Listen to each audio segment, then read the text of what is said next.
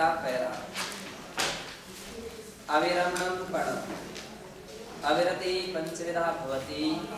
अविरति 5 प्रकार की होती है। अविरति किसे कहते हैं? क्या है? कहते हैं अभ्यंतरे निज परमात्म स्वरूप भावनोत्पन्न परम सुखामृत रति विपर्यास रूपा बहिर्विषय पुनः अव्रति। अव्रति की परिभाषा आचार्य महाराज देते हुए कहते हैं आभ्यंतरे अंतरंग आत्मा में क्या निज परमात्मा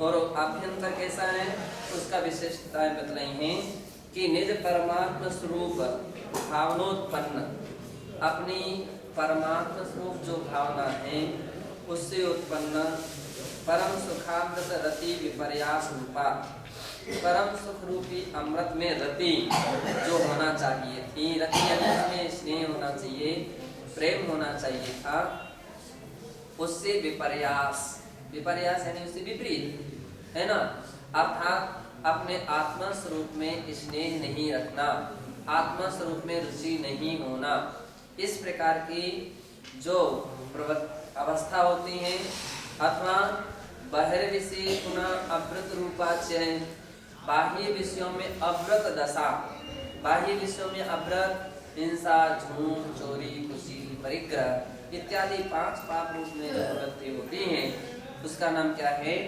अविरति है। इसका नाम क्या है? अविरति है। एक लक्षण निश्चय से दिया है और दूसरा लक्षण व्यवहार से। निश्चय से जो लक्षण दिया है उसका अर्थ है आत्मा स्वरूप में स्थिरता नहीं होना, आत्मा स्वरूप में उपयोग नहीं लगना, आत्मा स्वरूप के प्रति ध्यान नहीं होना, अपने स्वभाव में नहीं लगना, ये निश्चय अव्रति है। कितने लोगों को देखते हैं बाहर में भी जब इतनी चंचलता रहती है तो अंतरंग में उनकी स्थिरता कैसे बन सकती है? स्थिरता नहीं रहती है ना, तो बाहर में स्थिरता नहीं है तो अभ्यंतर में नहीं हो सकती, बड़ा कठिन है। तो अंतरंग में भी स्थिरता होना चाहिए और बाह्य विषयों से 5 इंद्रियों के जो 5 प्रकार के जो पाप हैं उन 5 पापों से विरक्ति रूप अवस्था होना चाहिए, उसमें विरक्ति होना चाहिए, हिंसा से विरक्ति भाव। चीटी खत्म हो गई और हमको प्रायश्चित दे दीजिए, ये तो कोई तरीका नहीं है कि चीटी खत्म हो गई। आपको से विरक्ति कितनी हुई, पश्चाताप कितना हो रहा है, आपकी सावधानता में क्या अंतर आ रहा है। एक दिन मान सकते चीटी खत्म हो गई, दूसरे दिन, तीसरे दिन, चौथे दिन, है ना, तो आपकी कितनी सावधान रूप प्रवृत्ति हुई है, क्या परिवर्तन आया है। प्रायश्चित लेने के बाद तो परिवर्तन आना चाहिए, प्रायश्चित लेने के बाद कुछ ना कुछ अंतर आना चाहिए, तो उसका नाम है व्रत, उसमें वृत्ति भाव है, उसका नाम है व्रत। और जिसके अंदर में ऐसा कोई परिवर्तन नहीं आता है, एक दिन हम रात्रि में सोच के ले गए, अब एक दिन गए मान सकते परिस्थिति थी, दूसरे दिन तो सावधान होना चाहिए और उत्तम तरीका था कि आपको सूर्यास्त होने के पहले से जाके आ जाना चाहिए था, दूसरे दिन जाकर सावधान होना चाहिए था, परिवर्तन आना चाहिए था, प्रयास होना चाहिए था। लेकिन कुछ लोग ऐसे रहते, कोई प्रयास नहीं रहता है और उसकी स्थितियां बराबर बनी रहती है। तो आचार्य महाराज कह रहे हैं कि इसका नाम क्या है कि अगर ऐसी स्थिति रहती, व्रति भाव नहीं होते हैं तो व्रत या संज्ञा नहीं हो सकती। और एतस्याः पंचभेदा, और इसके कितने भेद होते हैं? 5। हिंसा, असत्यम, चौर्यम, कुशीलम, अब्रह्मचर्यम, परिग्रह चेति। हिंसा, चोरी, कुशील कहो या अब्रह्मचर्य कहो और परिग्रह, इस प्रकार के 5 प्रकार के जो पाप हैं उसके लिए अविरति है संज्ञा दी है। अन्य ग्रंथों में अविरति 5 इंद्रिय का और 6 में मन का बस में नहीं होना, 5 स्थावर और 1 तरस की रक्षा नहीं होना, इस प्रकार से 12 प्रकार की भी अविरतियों का उल्लेख मिलता है। कषाय चतुर्विधा, कषाय 4 प्रकार की होती हैं। या कुगति प्रापणान आत्मानं कसति हिनस्ति इति कषाया सा क्रोधादि परिणाम। जो कुगति प्रापण अर्थात कुगति की प्राप्ति में के लिए आत्मानं कसति, आत्मा को क्या करती हैं, कसती हैं, हिनस्ति आत्मा की हिंसा करती हैं, अपनी आत्म विशुद्धि की हिंसा करती हैं। जब भी किसी व्यक्ति के अंदर में कषाय जग रही हैं या जगती हैं, समझ लीजिए उसमें हिंसा भाव हो रहा है, हिंसा भाव हो रहा है। कौन सा, किसका हिंसा? सबसे पहले अपनी हिंसा हो रही, अपनी आत्म विशुद्धि की हिंसा हो रही। महाराज इसने ऐसा कर दिया था इसलिए मुझको क्रोध आ गया। अरे उसने, किसी ने कुछ किया, लेकिन उसने किया तो उसका दोष उसके अंदर में लगना चाहिए ना, लेकिन क्रोध आया आपको तो इसका मतलब है कि ये आपकी मिस्टेक है, ये आपकी कषाय है, और आपके अंदर में कषाय जगी तो आत्मशुद्धि का विनाश हुआ है। अपने अंदर में सावधानता होना चाहिए कि अपने कषाय भाव ना आए, अभिमान भाव नहीं आना चाहिए, अभिमान भाव नहीं आना चाहिए। अभिमान कोई बात हो जाती, थोड़ा बस कुछ उपलब्धि हुई, व्यक्ति एकदम थोड़ा सा कुछ सीख जाता है, अभिमान, थोड़ा सा कोई कला कुशलता आ जाए उसके अंदर अभिमान आ जाता, तब त्याग वगैरह कुछ भी करे उसका अभिमान आ जाता, तो वो अभिमान नहीं होना चाहिए। ऋजुता लघुता अपने अंदर में बनी रहना चाहिए। किस बात का अभिमान? सदैव अभिमान जब भी जगे तो अपने से वरिष्ठ लोगों का चिंतन करना चाहिए कि तीर्थंकर भगवान के पास कितना बड़ा ज्ञान है, अपने पास उनके हिसाब से तो एक बिंदी मात्र भी नहीं, बूंद मात्र भी नहीं है, फिर किस ज्ञान का अभिमान? तब का अपना अभिमान, अरे तुम 2-4 उपवास कर लिए, कुछ उपवास कर लिए, उसका अभिमान। अब सोचो भगवान ने इतने समय का उपवास किया था, या आदिनाथ भगवान ने इतना लंबा उपवास किया था, और भी 4-4 महीने उपवास करने वाले बहुत सारे महान पुरुष रहे, उनके अंदर में इतना सब कुछ करने पर अभिमान नहीं आया। और हम थोड़ा सा ही कर लेते तो भी अपन अभिमान आ जाता है, थोड़ी सी कला कुशलता अपने पास आ जाए तो अभिमान आ जाता है। अपने से बड़े कला कुशल कितने बड़े पुरुष हुए हैं। तो ऐसा कभी चिंतन करना चाहिए कि हम किस बात का अभिमान कर रहे हैं। अपने पास तो ऐसा कुछ भी नहीं जिसका अपन अभिमान करें, तो अभिमान नहीं होना चाहिए, अभिमान की स्थितियां नहीं जगना चाहिए। इसी प्रकार से छल कपट मायाचारी, तो व्यक्ति सोचता है अरे हमारे माँ, कोई व्यक्ति को पता नहीं पड़ेगा, कोई देख नहीं सकता, कोई किसी को जानकारी नहीं मिलेगी। अरे छल तो कभी किसी का छिप नहीं सकता है, कब तक छिपेगा? छिपाने का भी प्रयास करेगा व्यक्ति, कब तक छिपेगा? हो सकता है किसी के लिए छिपा लो, केवल ही भगवान की केवल ज्ञान में तो नहीं छिप सकोगे, उनके ज्ञान में तो झलक रहा है कि तुम कैसे, उनके ज्ञान में झलक रहा है कि तुम कैसे हो, कितने स्वच्छ हो, कितने कैसे हो, उनके ज्ञान में झलक रहा है। छल कपट कभी नहीं होना चाहिए। सदैव वो व्यक्ति बहुत सरल सीधे अच्छे लगते हैं जो सही रहते हैं। हो सकता है उचित हैं, अनुचित हैं, ये तो बात का विषय है, क्या उचित क्रिया कर रहे हैं, कार्य कर रहे हैं, कौन सी नहीं कर रहे हैं, लेकिन उस व्यक्ति से तो बहुत अच्छे हैं जो छल कपट कर रहा है, उससे तो अच्छे हैं। हेलो, वो व्यक्ति श्रेष्ठ माना जाता है कि जो अंदर बाहर एक रहता है, लेकिन जिसके अंदर में छल कपट रहते हैं, प्रदर्शन अलग किस्म का रहता, अंतर दर्शन अलग अवस्था रहती है, तो आज चलते थे वो भी कषाय है, वो हिंसा है। अब जब तक आपके पास इस प्रकार की छल कपट चलते रहेंगे, वो आत्महिंसा या आत्मविशुद्धि की हिंसा तो अनवरत चलती रहेगी।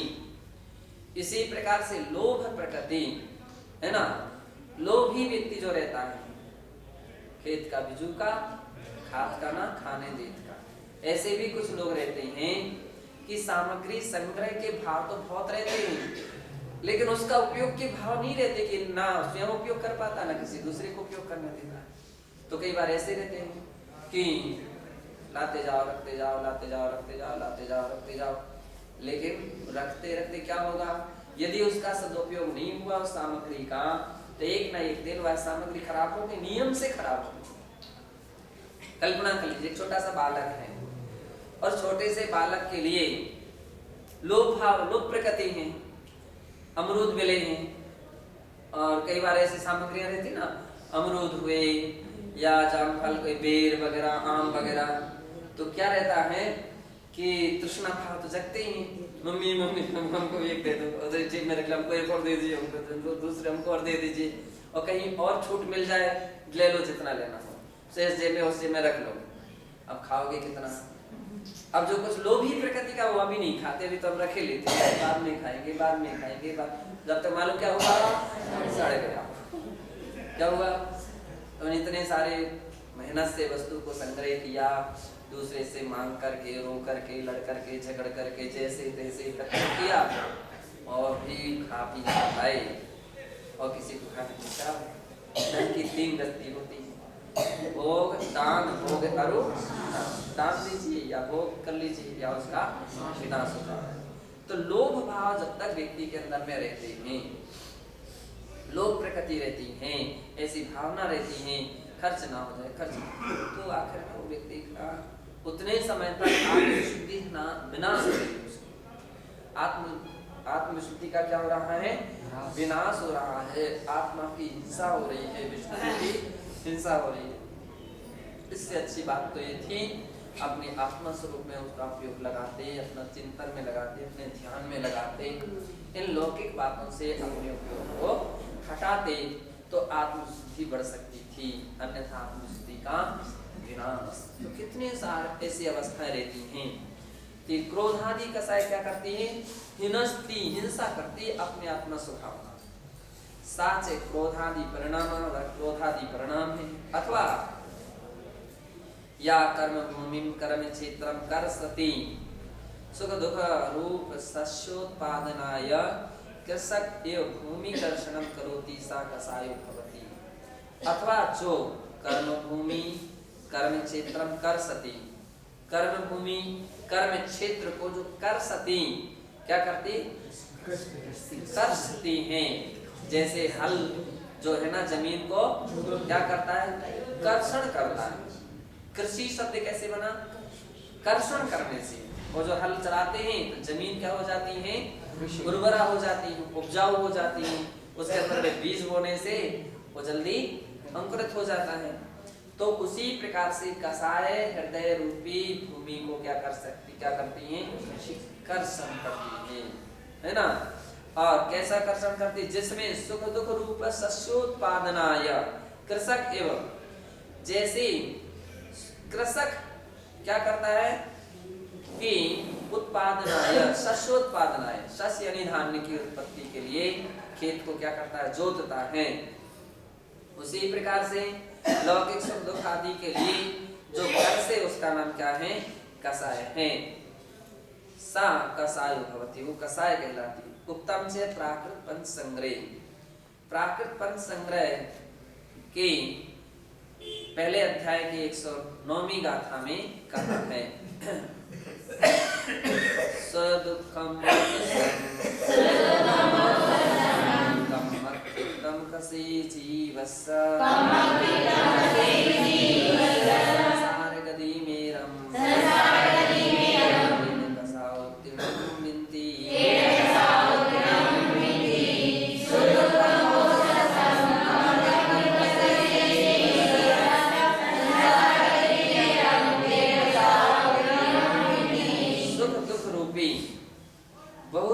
बहुत प्रकार के धान्य को कर्म खेतम कसे जीव से उत्पन्न कराने के लिए, कर्म खेतम कसे जीव से, जीव के अंदर में ऐसे कर्मों को खितम बोने के लिए जो कसे, कि जिससे सांसारिक सुख दुख उत्पन्न हो, है ना, यही सुख दुख उत्पन्न हो, उसके लिए जो आत्मा के हृदय मतलब जीव के अंदर में जो कसती है, असंसार गति मीरम, तथा संसार गति मीरम, संसार की चारों गतियों की मीरम, मेड़ को, मर्यादा को मर्यादा रूप जो अवस्था थी, तेन कसाओत्तीर्णम विद्धि, तो मेड़ रूप है वह क्रोधादि कसाय है।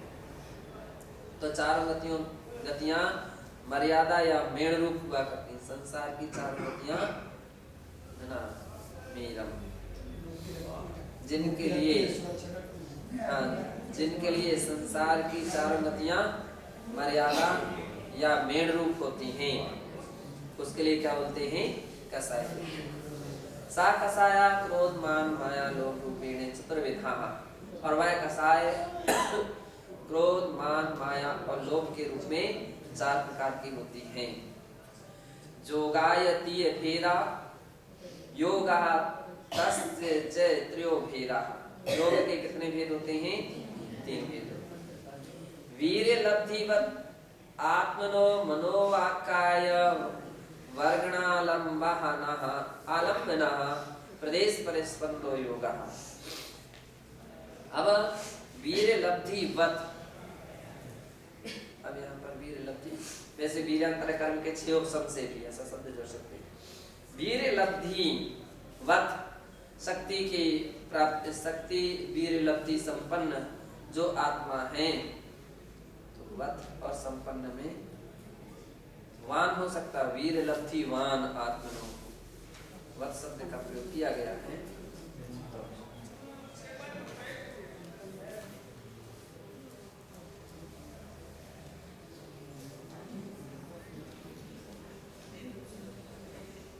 आत्मनो मनोवाक्काय वर्गणालंबनः, मन वचन काय वर्गणा के आलम्बन से प्रदेश परिस्पंदो योगा, जो प्रदेश का परिस्पंदन होता है उसका नाम योग है।